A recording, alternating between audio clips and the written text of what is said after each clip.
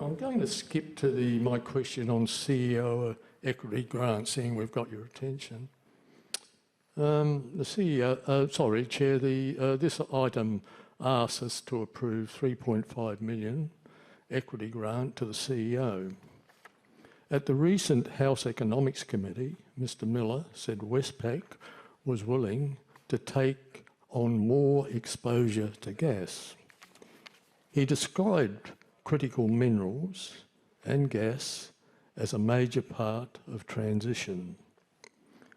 Peer review research I have provided to Westpac shows that gas has a 25 to 275% higher life cycle emissions than coal.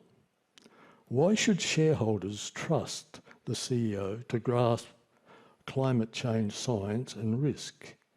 Is he just echoing the political narrative on gas? Will he withhold, or will you, I'm talking about Westpac here, withhold this equity grant until Mr Miller corrects the parliamentary record on gas and the rules about financing gas expansion? Will Westpac acknowledge on the record that recent peer review research finds exported LNG to have between 25 and 275% higher life cycle emissions than coal? Will Westpac correct the record to state that we do not need more gas, we need fewer exports?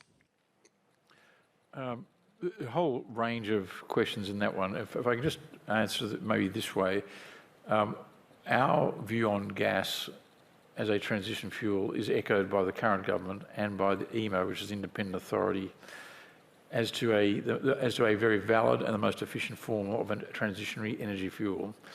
On that basis, and with that background, and with all the advice we're getting from our various people like Fiona and the like, it is something that we will continue to fund in reasonable levels.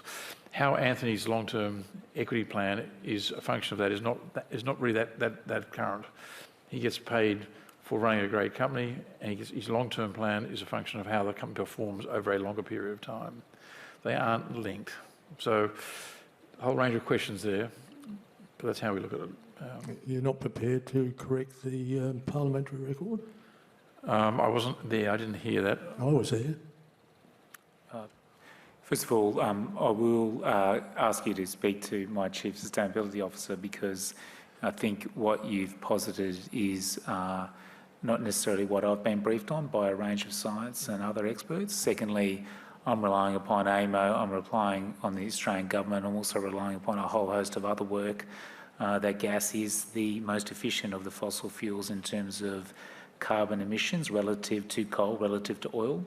And so therefore, I think I'd like to understand the science you're drawing on to make that representation.